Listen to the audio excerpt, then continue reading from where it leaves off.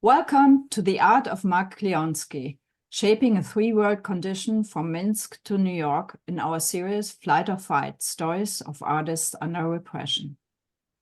I'm Rachel Stern, Director and CEO of the Fritz Ascher Society for Persecuted, Ostracized, and Banned Art based in New York. We research, discuss, publish, and exhibit artists whose life and work were affected by the German Nazi regime between 1933 and 1945. With this work, we commemorate their lives and achievements.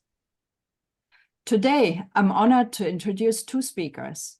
Ori Z Soltes teaches at Georgetown University across a range of disciplines from art history and theology to philosophy and political history. He's the former director and curator of the Bnei Bret Klutznik National Jewish Museum and has curated more than 90 exhibitions there and in other venues across the country and overseas. He's also the author of over 280 books, articles, exhibition catalogs, and essays on diverse topics.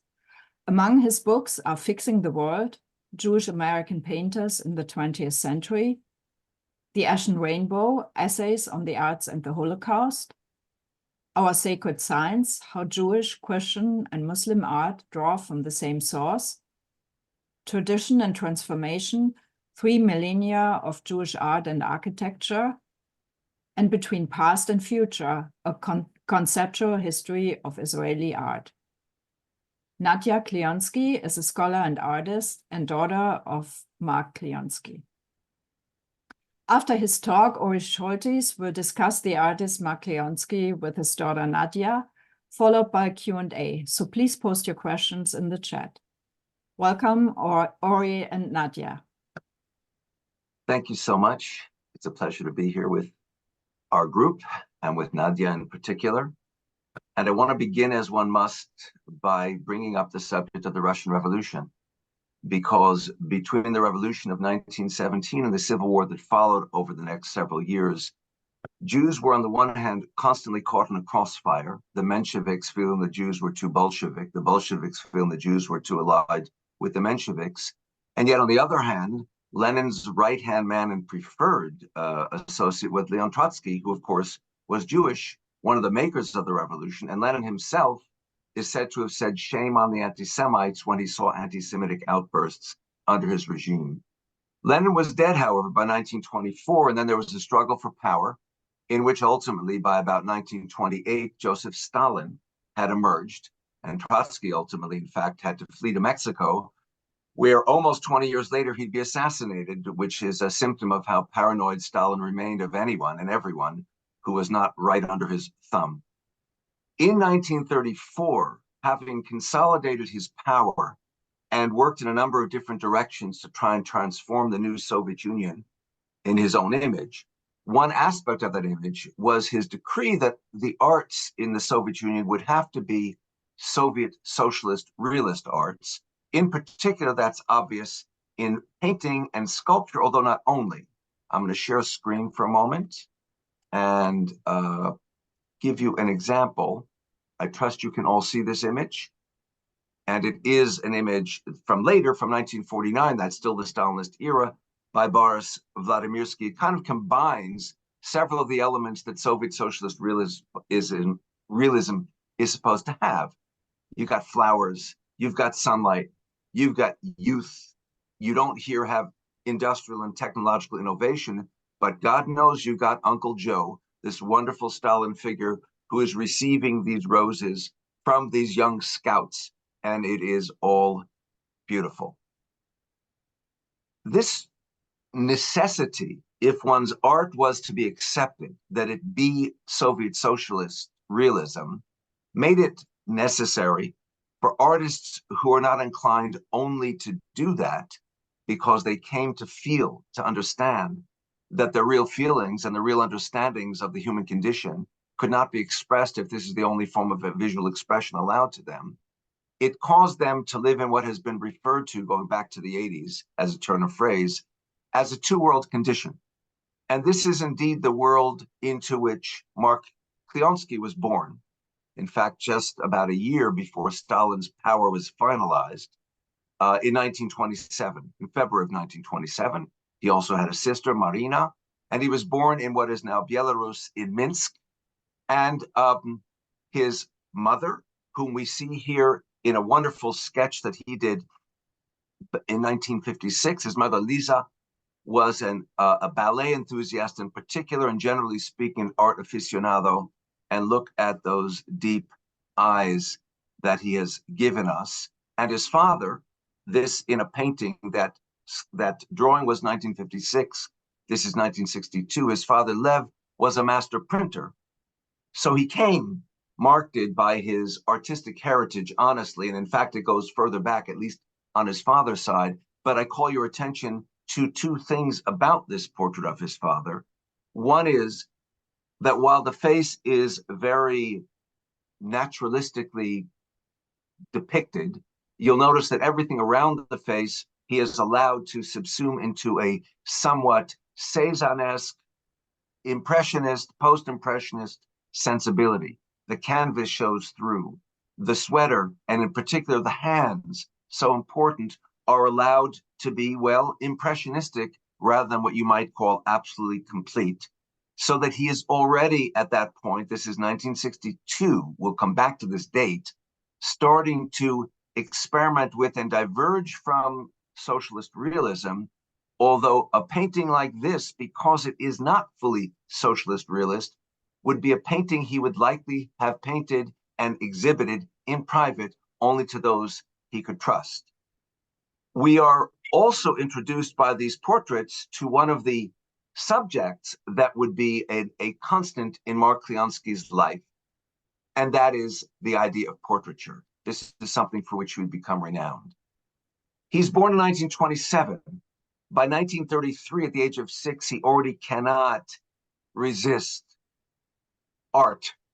And so he's enrolled in an art school for gifted children in Minsk in that year, 1933. It's also a year in which he takes his first visit with his mom to Leningrad, where he's blown away by the fantastic art collections, of course, that he's able to see there.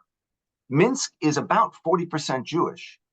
And so when in 1941 the Germans invade, the family realizes it's got to get out. I mean, you probably would want to flee anyway, but particularly if you're Jewish.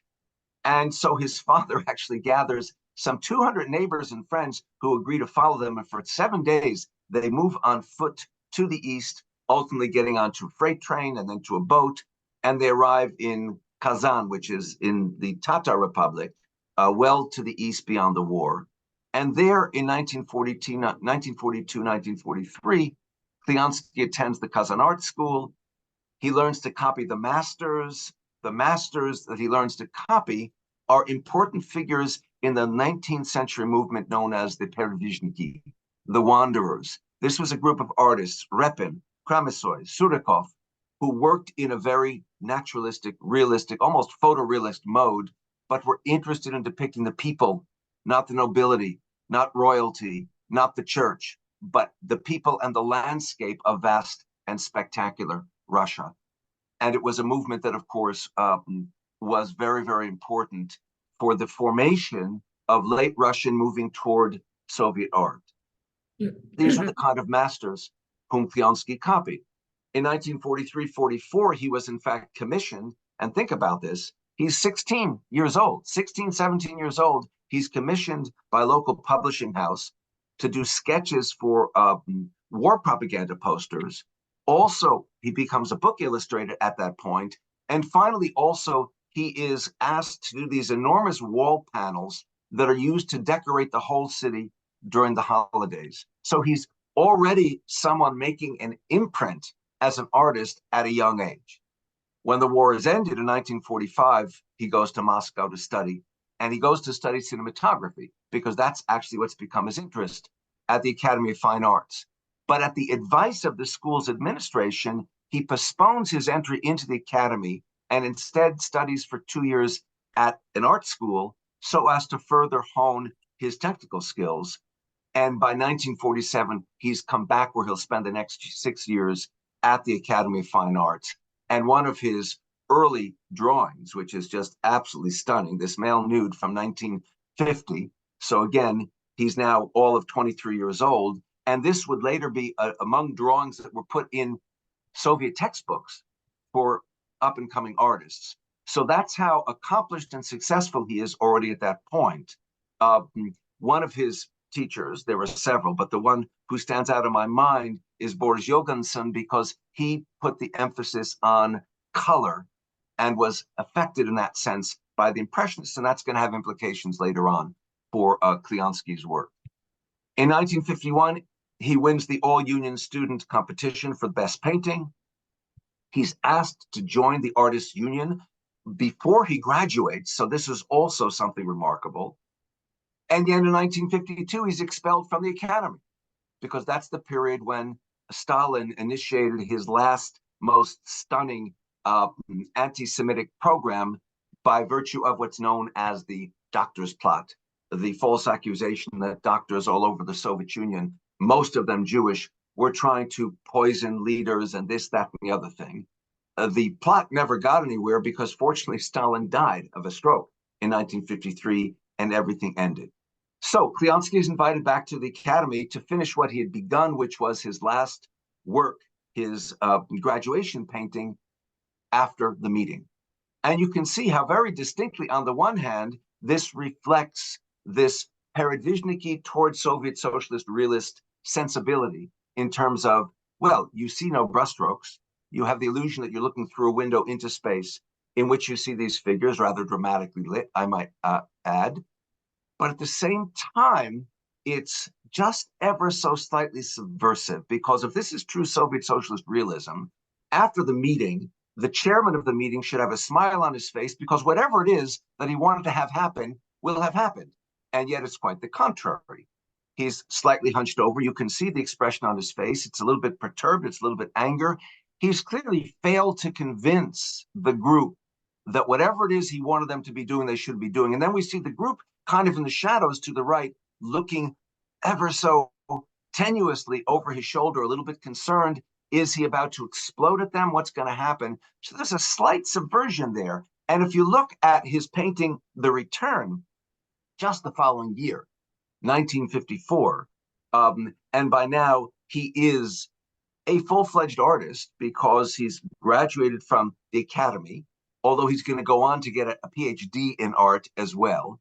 This is The Return, and it combines, on the one hand, look at the soldier who is obviously returned from the front on the left with that wonderful, happy face. He didn't see any horrors. He didn't see anyone get wounded or killed. He just is so happy, or maybe he's just happy to be home. And at home, they're so exhausted. His wife, I'm assuming that is she, can't even raise her head from the table, doesn't even realize when he's come in, and their child is asleep off to the right.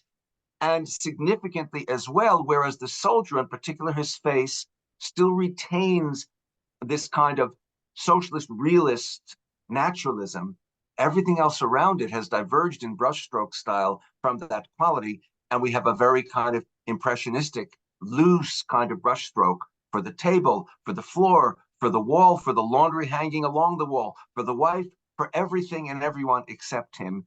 So he's contrasting moods by contrasting brushstrokes and being what amounts to, ever so subtly, subversive with respect to what is required of Soviet Socialist Realist painters at this point in time.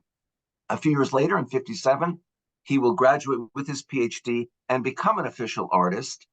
And the following year, 1958, he marries an actress, a beautiful young actress, Irina Korolik, whom he portrays here in this wonderful 1960 painting. He was interested, I remind you, in acting. He went originally to Moscow for cinematography, and then he got interested in the theater, but he ended up doing sets for the theater instead of becoming an actor in the theater. But the most important part of the theater for him was that he met Irina.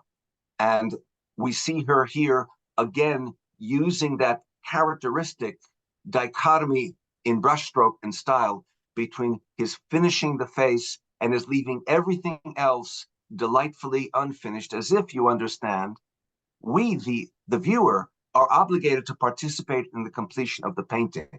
It's not just looking through a window to see some object in space. We know we're looking at a painting. And to the extent that we want to, we do or we don't fill in what's left out. The face is all we need. Now, you probably cannot tell, but this is 1960, so she's pregnant. and that's when his first daughter, Nadia, will be born. The following year, he has a tumor, and he has to go in 1961 to the hospital. And it's in the hospital that he later writes, recalling, "Now that I have survived the operation, I should do only what I really want to do, and it is my duty to do." The great tragedy that took shape, he starts to day and night create on huge pieces of paper, even while he's still, as he says, swollen and wrapped in bandages, sketches on these huge pieces of paper. It was the tragedy of the Jewish people during World War II. So for the first time in 1961, 1962, he decides he is going to address that topic and all of its horrors, and not simply limit himself to the kind of topics that Soviet Socialist Realism decrees, which means he's not living a two-world condition, he's living a three-world condition. Because a Jewish artist like him is not only bouncing back and forth between the style and the subject that he's got to use if he is to eat in the outside world, and styles and subjects that would not appeal to the Soviet authorities in that outside world, and the question of the degree to which the subject matter of Jews within this larger context fit in and can be depicted. So we see, for example, that in 1962, he starts a series of etchings. This one is called Old Man. This one is called Childhood. And if it wasn't explicit from the first image I've showed you, it certainly is from this image that he's painting Jews, he's painting the Holocaust, he's painting suffering, and he's using, even though it's etching and not painting, even in that form of medium, we can see that he is using a style that is completely not acceptable. And surprise, this whole series, and I've just shown you two of many more, are done in secret. In the same year, 1962, he has his first one-man show in London, which is already on the edge, and also an exhibition in London where he was the other artist with another artist, another Marc Chagall. He only knew about that exhibition because he was called in for a meeting with the KGB, and they wanted to ask him some questions because the invitation to him for the exhibition, which he could not attend because he certainly could not get visa permission from the Soviet government to go out to London to see his own work on exhibition. Needless to say, the KGB was a little bit concerned that he was even interested in that sort of thing. And that's how we found out about the exhibition. And that's when he also began to realize that they were watching him. So as much as he was being successful as an artist through the kind of art that he was doing that they wanted to see, they were suspicious of him because of the kind of connections of another sort that he had. And so let's see a kind of wedding between those realities. This is a 1964 painting. It's called Russian Mother. So Russian Mother, what's wrong with that? Well, of course, she is a mother with her arms wrapped around two kids, one of whom we can see very clearly is Jewish because we see the yellow star that we associate with the Holocaust. And so subject matter-wise, he is underscoring the sense of unity, the sense of identity. I'm Jewish, I'm Russian, I'm Jewish. Russia is my homeland, regardless of what the Soviets are doing to it. And I am a Jew and proud to be that. And this protective woman with her magnificently humongous hands and the two children whom she embraces and protects are, of course, by the way, being depicted in a style that is completely unacceptable because he is moving in a much more impressionist kind of direction for this for this work. And even more so, from the same year, this work that he calls Jewish Song, where you can see it's almost abstract. It takes a moment to realize that the abstraction of song has become the concreteness of a violinist, and the abstract painting gives way to figuration if you allow your eyes to wander around it carefully enough and to find your way around it. So he's starting already to experiment behind closed doors, you understand, with diversity of subject and style that would not be acceptable to what the Soviet government would have him do. And yet on the outside, he is still successful enough that he is among the artists who was invited by Khrushchev in 1963 to go for a month to Kazakhstan it's kind of the Wild West, and depict the Wild West part of the Soviet Union there. And among his most successful works of that time and place is this one. And you can see, particularly where the face and the hands are concerned, he's stuck, so to speak, to the rules. And if he's slightly diverged from those rules with the rest of the painting, allowing the canvas to show through, using a more kind of Cézanne-esque, post-impressionist kind of brushwork, it's overwhelmed by that spectacular forward-looking face and those very strong hands. And it's a portrait, after all, that is perfectly legitimate. It's Senior Shepherd Pyotr Rao, who is the senior shepherd at the state agricultural test station. So he did this in his 1963 trip to Kazakhstan, and in 1964, it ended up being exhibited in the exhibit hall of the Union of Soviet Artists in Moscow. So he is still managing to dance on that edge between the work that he does that is acceptable for the outside world and the authorities, and other work that he's starting to do, which is acceptable to his soul and to his own artistic needs. And the year when this painting is exhibited is the year when his second daughter, Yelena, is born. It also culminates a period between 54 and 64 of relative thaw with respect to the stringency of Stalinistic decrees with respect to art and everything else. The era of Khrushchev, not a complete break, but a bit of a thaw in the ice, which at first, at least, seemed to present the possibility for artists that they could live in one world and not in two, or in the case of Jewish artists like Klionsky, not three. But it's only partial, and in any case, Khrushchev is removed from power by 1964, and gradually there is a return to the needs that had been decreed by Stalin earlier on. Just around this time, we have another set of portraits, because remember, in showing you the images of his father, his mother, his wife, I wanted to underscore the fact that one of the modes of art making that most delighted him across all of his life was portraiture. Different styles, different subjects, but portraiture. And this delicious little portrait, of course, is Nadia, who would become an artist from 1963. And this delicious portrait is of her baby sister, Lenoshka, Yelena, who would become a concert pianist, this one done in 1966. So we see just a marvelous sensitivity here as he portrays these delicious little girls. He's doing etchings of the Vietnam War during 1965 through 7.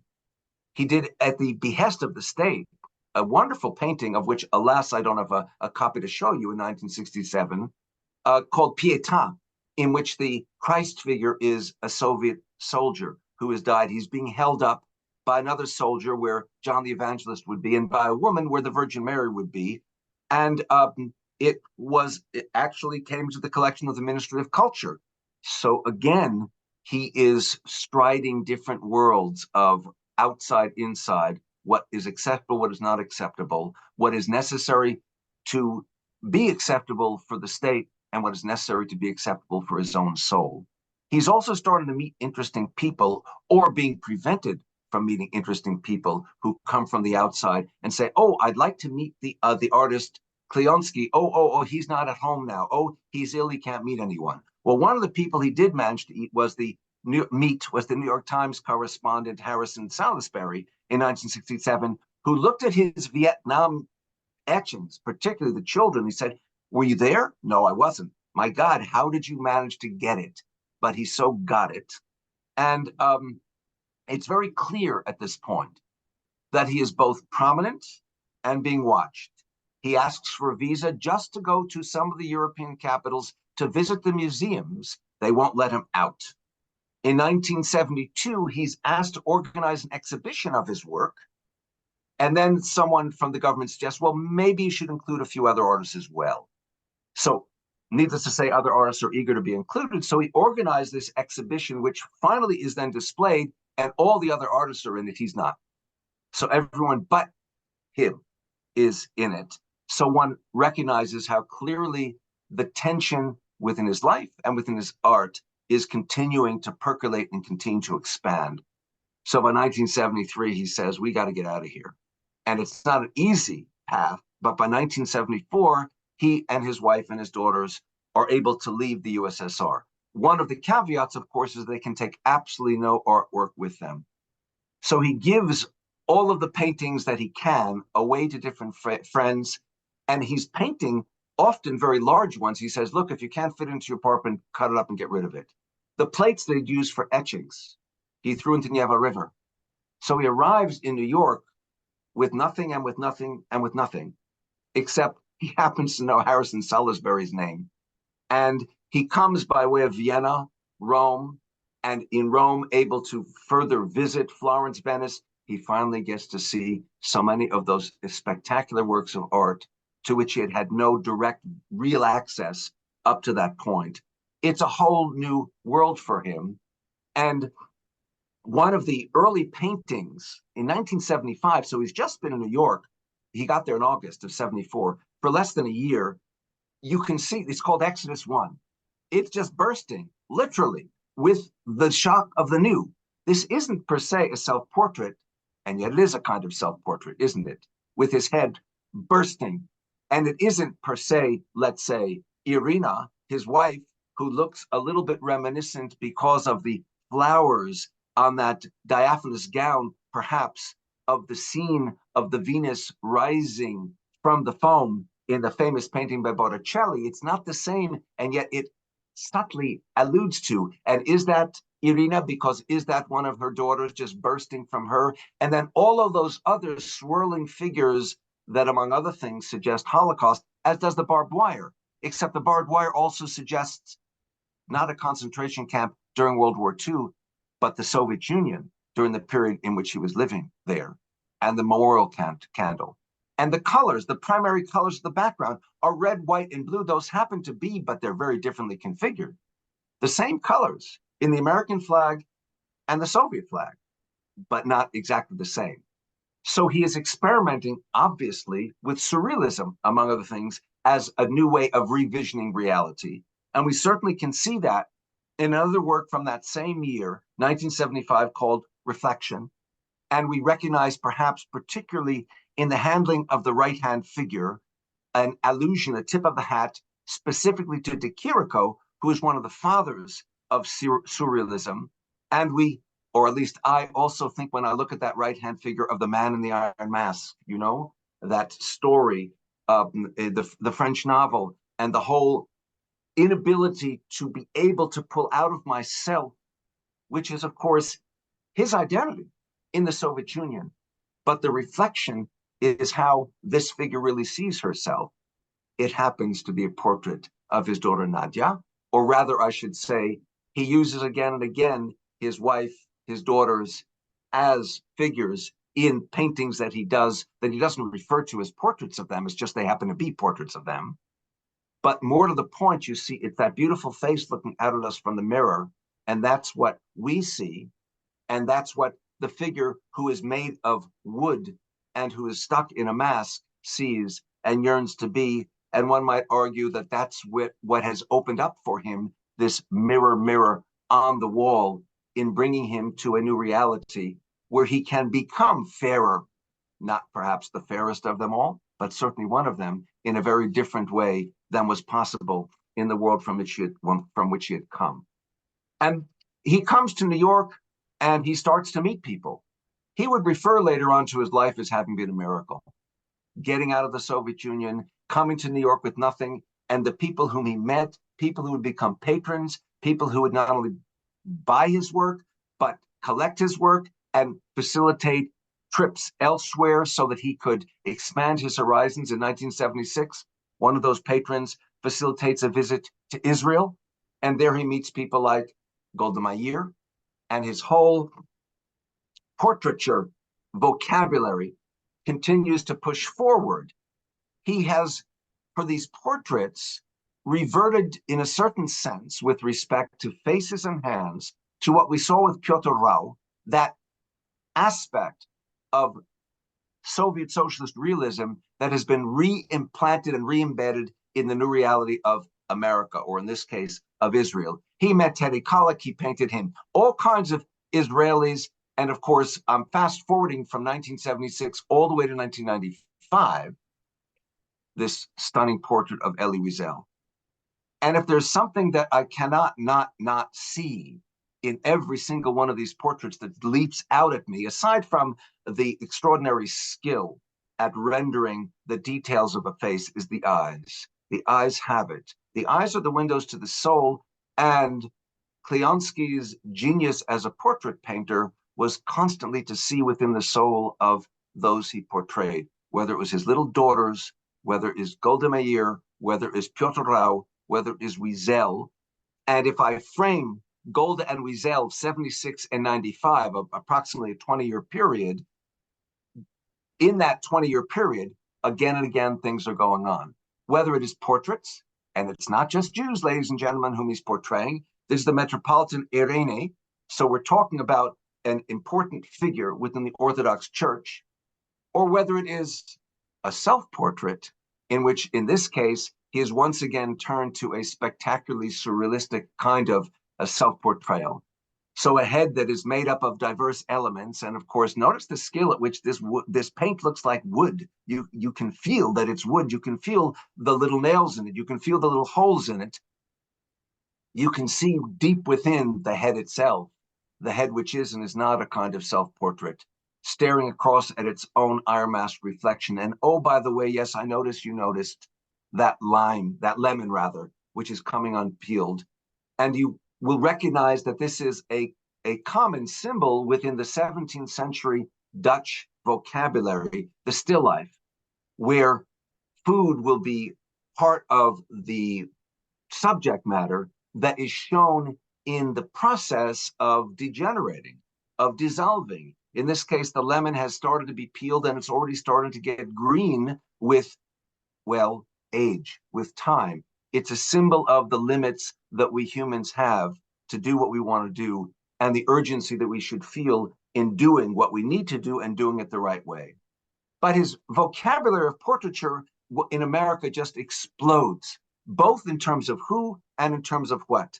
This is a portrait from 1978. You can see it's a kind of triptych of Dizzy Gillespie, the spectacular jazz trumpetist and cornet player.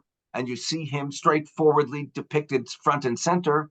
And then you see him in a very different kind of way in the upper left. And I wonder if the red, which looks so satanic, is a reference to the prejudices against that kind of music. And Klionsky was passionate about all kinds of music, whether it was classical or whether it was jazz. That jazz, there's something demonic about it because it's born in this dark place called New Orleans and in the hands of African Americans, and of course, Gillespie's own heritage, as that of every African American, being Africa. We have the contrast between him in the center and the symbols, or rather the figures in the lower left and across the right, that are drawn from an African vocabulary. So he has both addressed him in who he is and where he's come from, and he's always also thinking about how others see the figure whom he has depicted, and perhaps the way in which he's handled the upper left is intended to allude to that as well. This is, by the way, in the National Portrait Gallery here in Washington, D.C., where I am.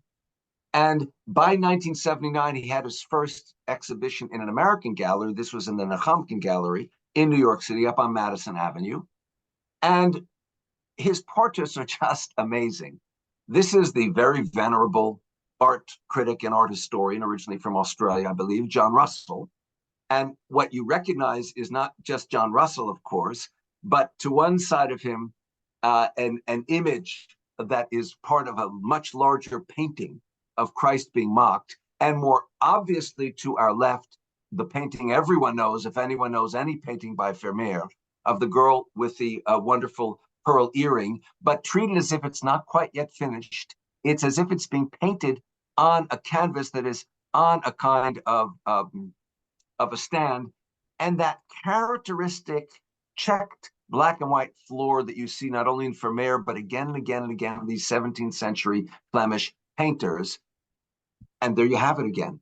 And in fact, this portrait, which is called Girl Reading a Letter, which happens to be a portrait of his daughter, Yelena, is something that in at least 3 different ways tips a hat subtly to Vermeer. It is that floor.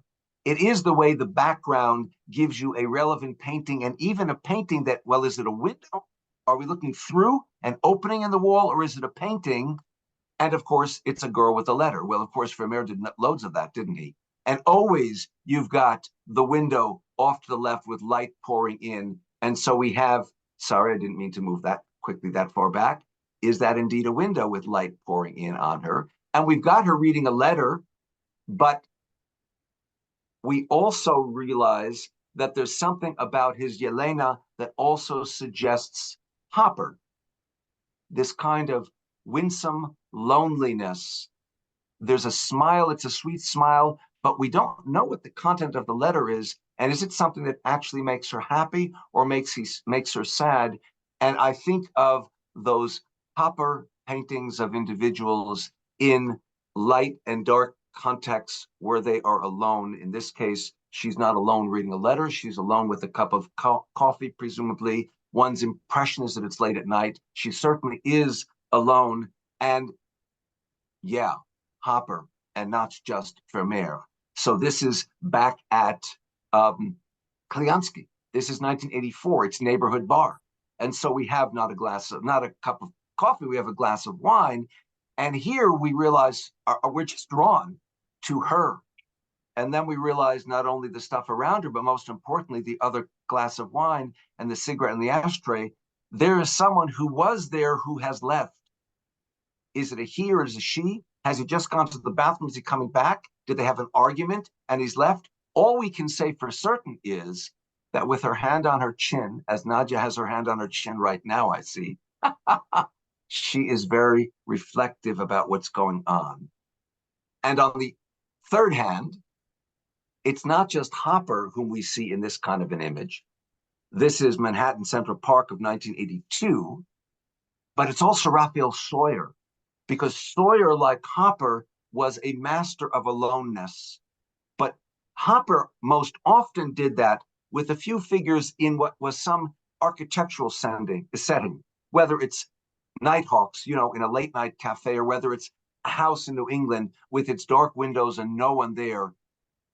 Sawyer's expertise is within zooming in on figures who are all together in the same space, and yet they're not interacting with each other. Not just the central figure, that beautiful young woman with her hand, her chin on her hand, but every other figure whom we see from all angles. So, by the way, it is also a reminder of the kind of thing that, beginning with Giotto Western art, brought to the canvas, which is, if you show figures from the rear, you know they've got a face. So you know there's a front. So it psychologically pushes you into the painting and reaffirms the idea that I'm looking at a window into space and not at a flat surface. So this work, Manhattan Central Park, by Klionsky, recalls a kind of combination, on the one hand, of this Raphael Sawyer railroad station waiting room from 1940, and on the other hand, Office Girls from 1936, where they're all staring in different directions, but none at each other. Not even this guy who one might at first glance think, is he eyeing one of the girls? But really not. His eyes are going elsewhere. And we certainly see the train station reconceived differently in Klionsky's spectacular 1986 Waiting for the Train. This is all Hopper. This is all Sawyer. But more than either or both of them together, this is all Klionsky. And it's all Klionsky, not just in the expression on her face and the question that might occur to us as she's waiting for the subway, as to how she's managing in this hustle bustle of New York, in the subway, with one on the way, with another in the carriage. Presumably these three are with her as well. How's she going to get all of them corralled into the subway train when it comes through those doors? And yet at the same time, there is something, how shall I put it, better? than what occupies the other part of the painting. That window again, like the window in the letter, but this window is back to the Holocaust. We realize that's what this is. This little boy who looks off in a direction of despair and hope, almost the same kind of hat that these kids are wearing, and yet the circumstances are different. So it's past and present, that other world of which he was more than aware, and the present world with which he's become part. And his interest in America is not limited to New York City. His sense of America is not limited to New York City. His sense of how people can be spreads.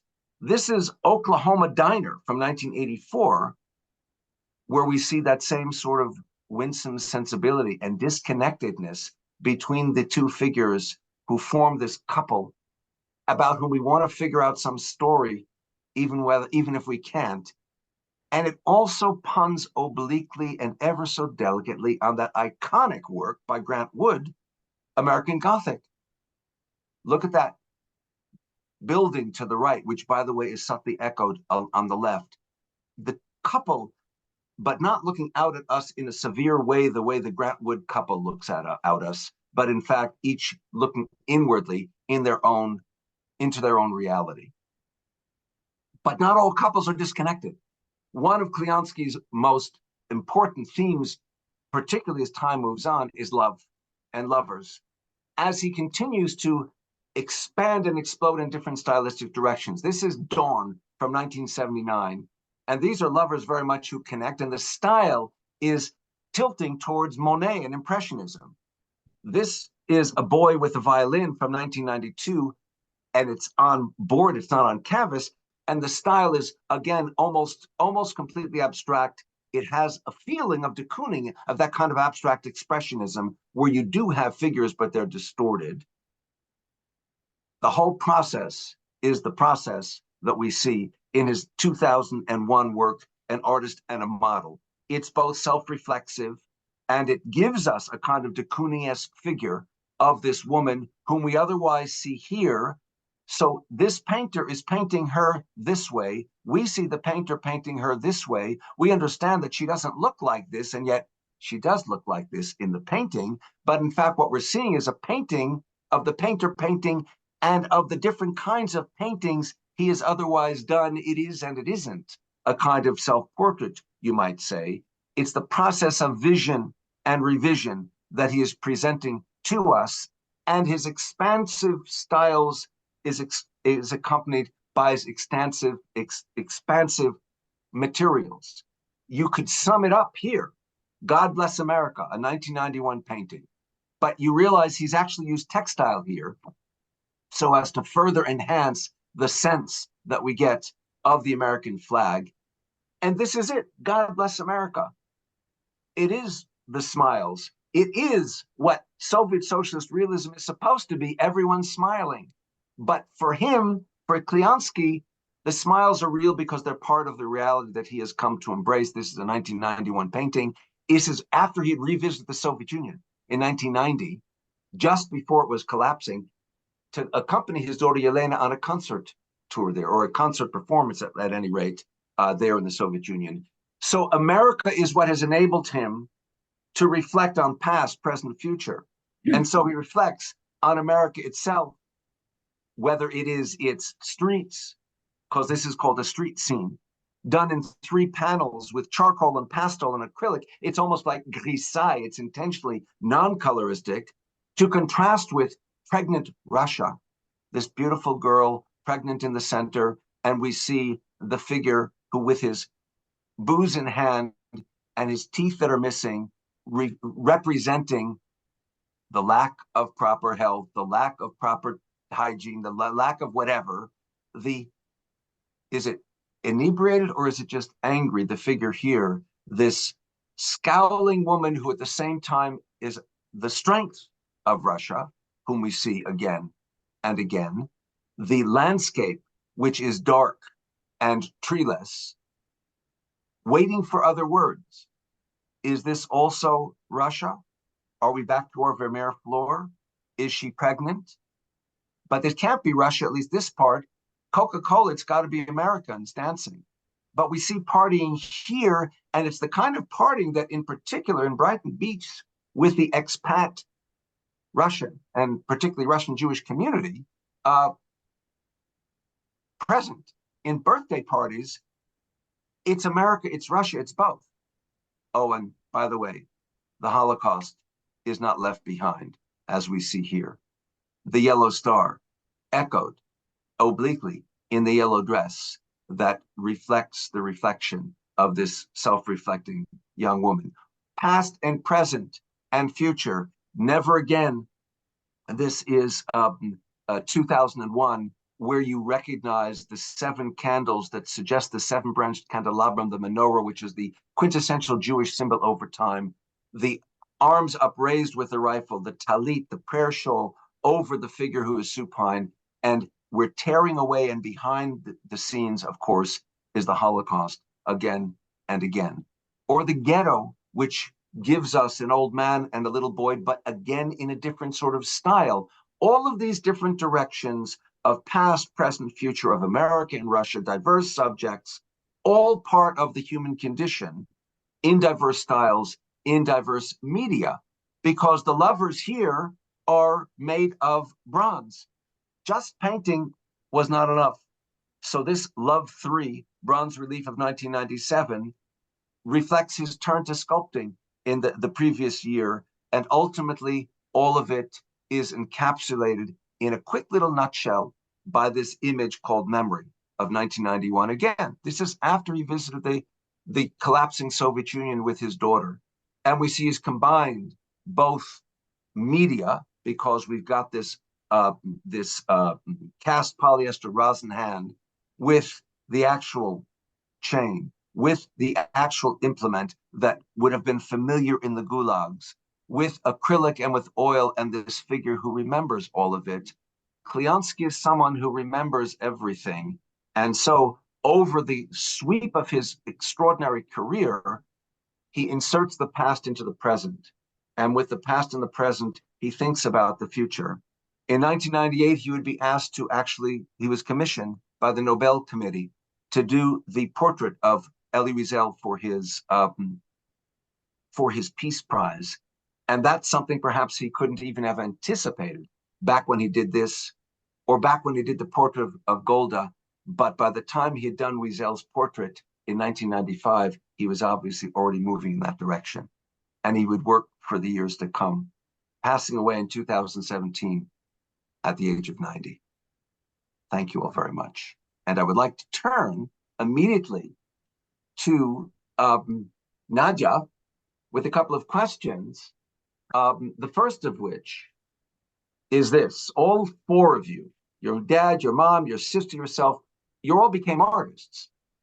How and when did you decide? How did you decide that you would be a visual artist? Because your sister plays music, your mother's an actress, was an actress.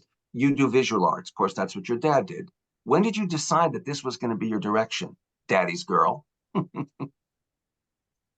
Thank you, Ori.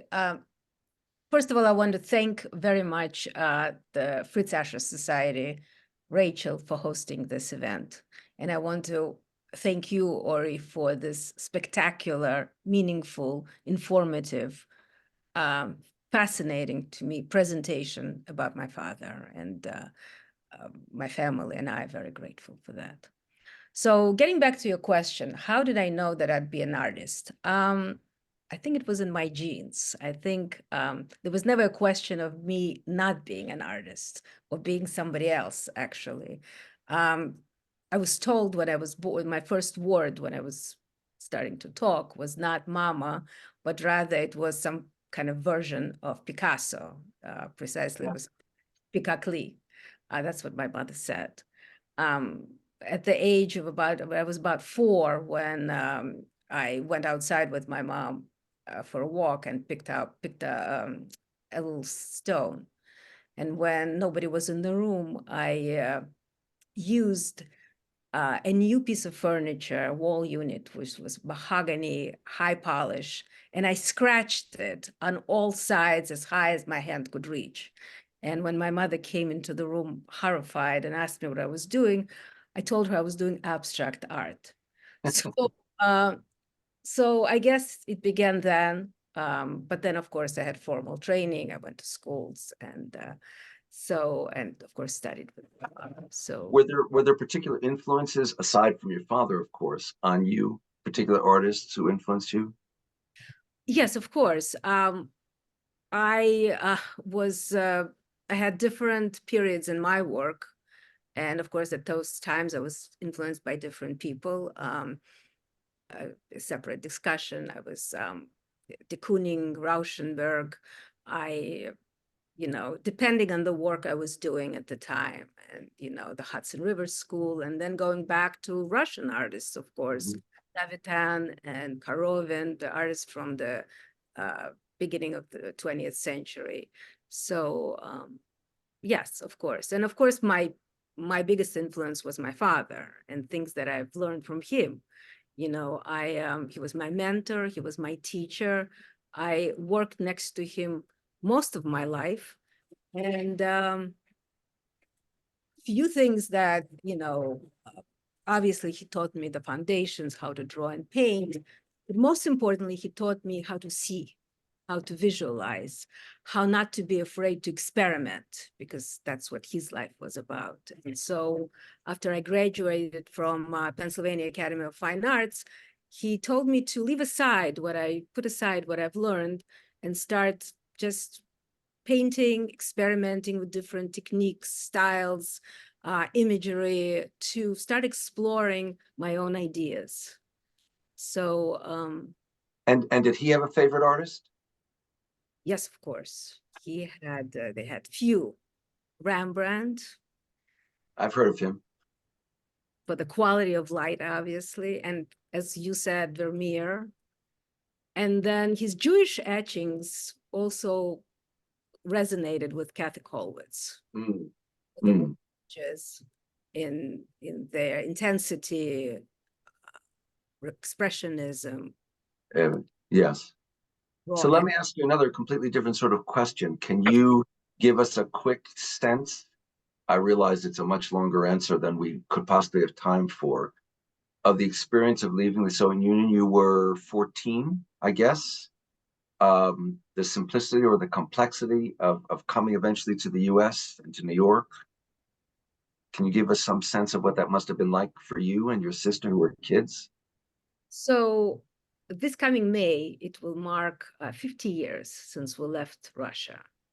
I was 13 and my sister was 10.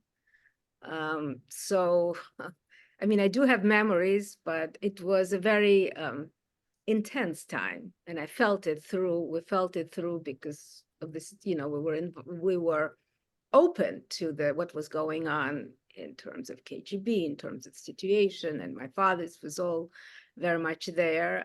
So we were leaving. We were leaving our home, leaving our family, extended family, our friends, taking this giant leap into the unknown. I remember my mother making a small farewell party for my friends. Some came, some were afraid. I remember lots of people coming to the house saying goodbye. And as you mentioned about my father's work, so it was hard he did take few, and he had to pay for them. And he took them, and he had some work with him, but he had to pay for them as well as for our children's work, doodles and everything that he didn't want to give up. And so that's how we left. Wow. And let me ask you one last question before opening things to other people's questions. I know you have your own studio, but I also know you work a lot in your father's studio. If you don't mind, because it's quite a personal question, give us a sense of that feeling, when you're working in your father's studio in particular.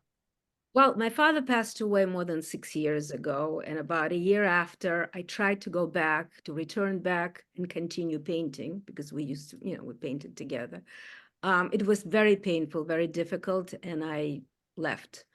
Then it took me another try after a while, I went back again and tried again. And this time it was a very different experience because I came with my paints and my brushes, and my father was very particular about his brushes, his supplies, his art supplies, and I didn't dare to disrupt any of that. So I came with my own things, and I remember started a big landscape painting. But the way I approached it, the way I was using the paint, the way the composition, all that, all of a sudden I was back in my old life with my father painting next to me in the very same studio. And it felt like the circle was closing. I felt that that's where my father would have wanted me to be, to continue. And it was very, very happy feeling. I even felt him smiling at me. I felt that brought life back to the studio with continuing. It was a merging of his strong, his images, his paintings that are there, which are strong and powerful, with a renewed energy coming from me. And it's a very special feeling. I think it'd be wonderful if Rachel could organize with you a visit for a group of special Fritz Asher Society supporters to your father's studio with you as the guide. That would be wonderful. Everybody's welcome, and we welcome visitors. Absolutely. Thank you. Well, we'll start planning.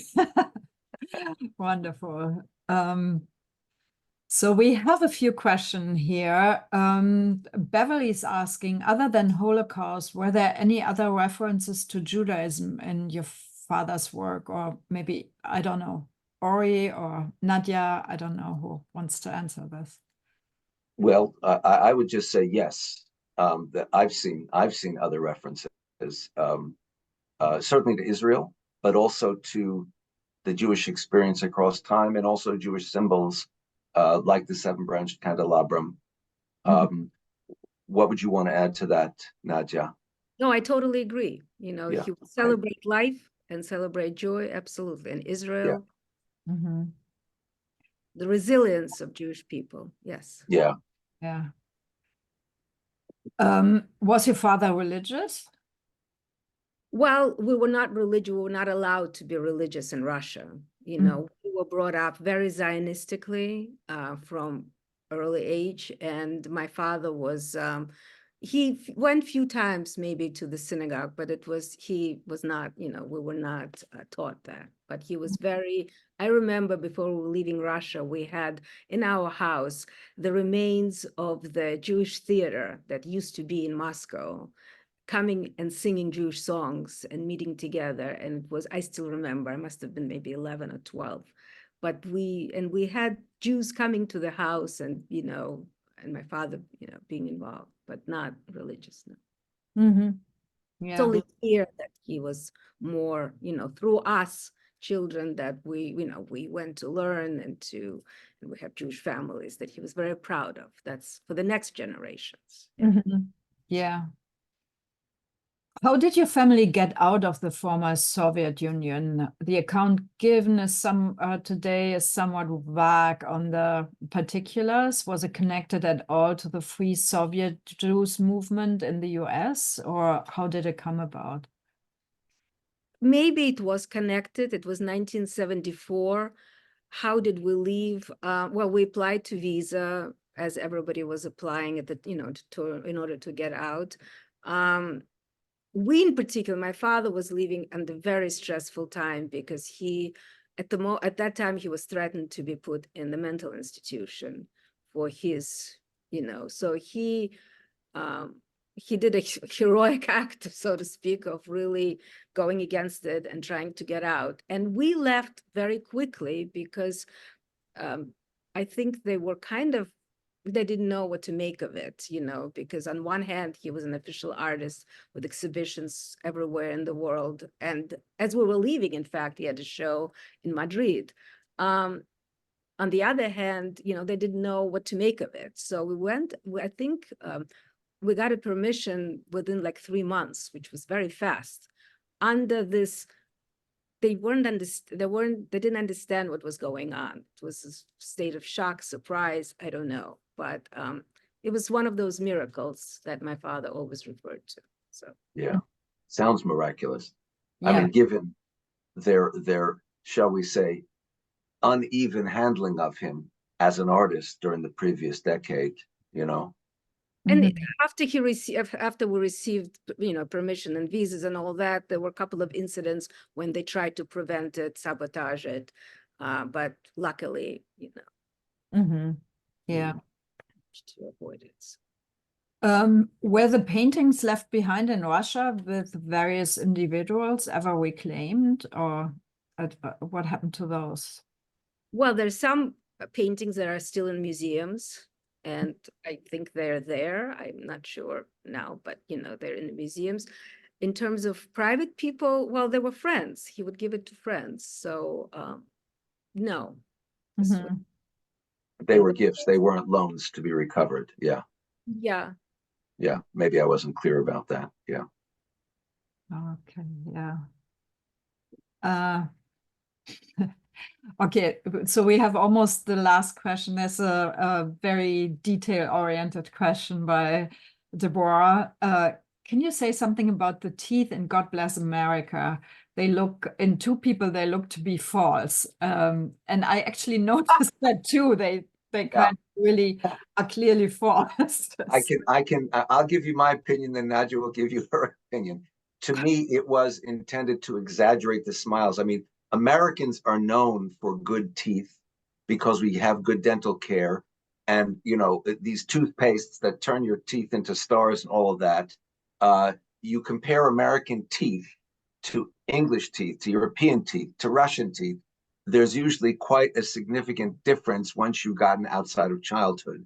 And my sense of those three figures in that painting is that he really wanted to underscore that.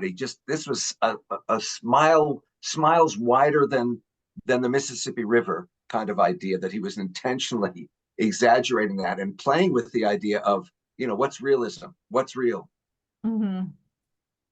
So that's my own thinking. I don't know what Nadia, if you have more to add. I think I agree with you. I agree with you completely. Yeah. That's a great question. Yeah, I agree.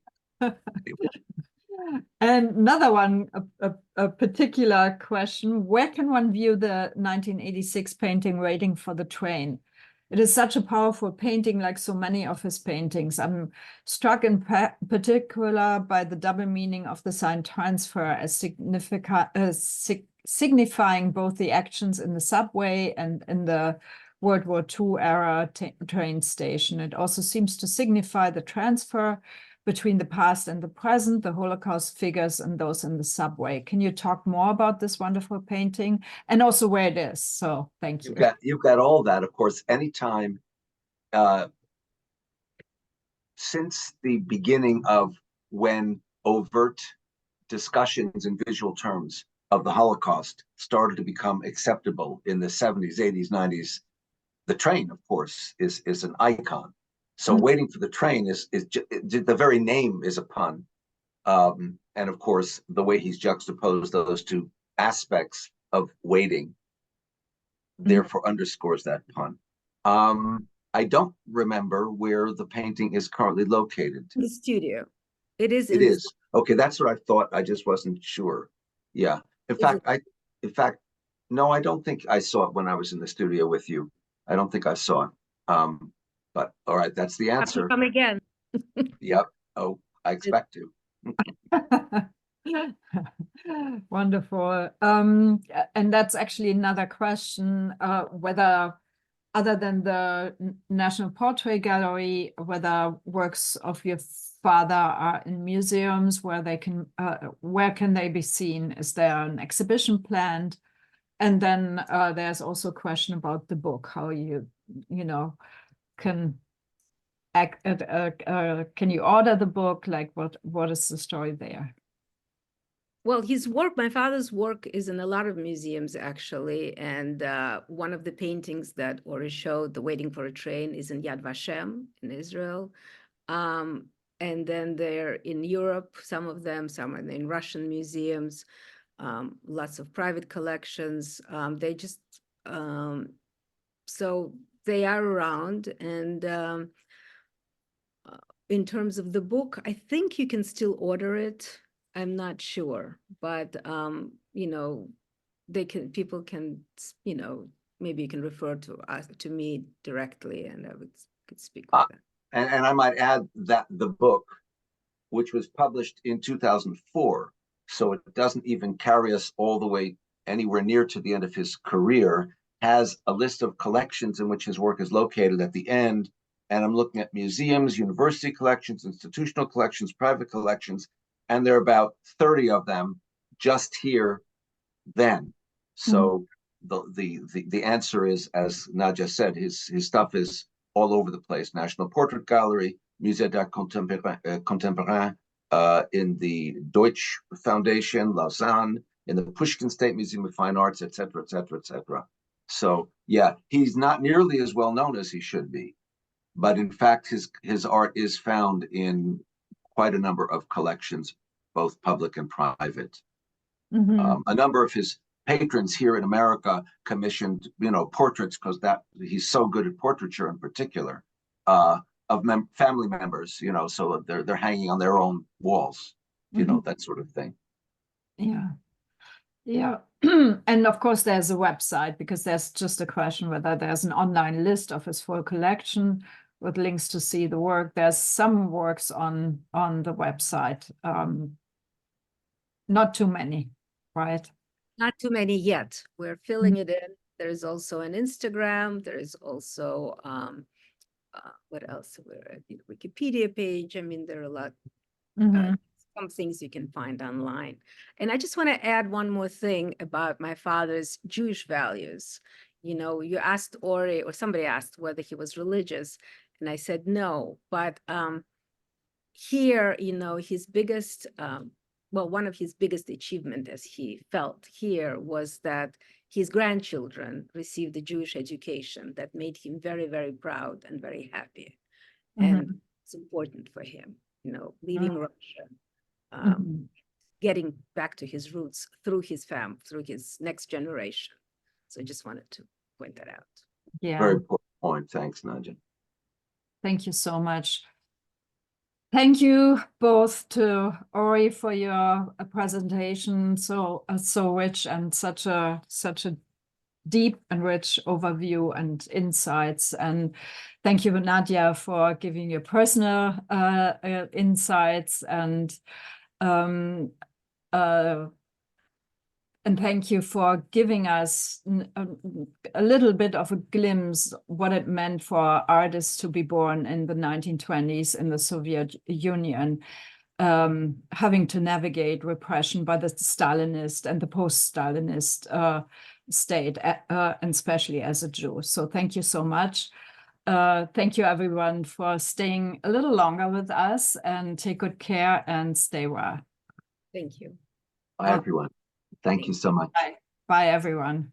Bye-bye.